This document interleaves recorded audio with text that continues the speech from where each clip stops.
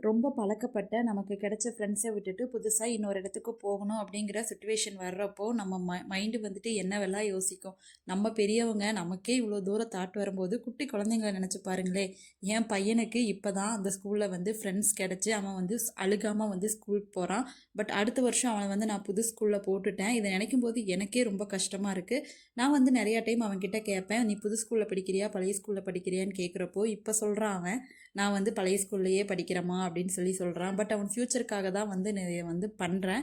இங்கே வந்து kinder garden மட்டும்தான் இருக்குது அப்படிங்கிறதுனால புது ஸ்கூலில் வந்து போட்டாச்சு. இதே மாதிரி அவன் வந்து அந்த ஸ்கூலில் செட் ஆகி அவனுக்கு ஃப்ரெண்ட்ஸ் கிடச்சி அவன் அழுகாமல் போகணும். இந்த மாதிரி டைம் வந்து எப்போ வரும் அப்படின்னு எனக்கு தெரியல. அது வரைக்குமே எனக்கு வந்துட்டு ரொம்ப ஹார்டஸ்ட்டு டைமாக தான் இருக்கும்.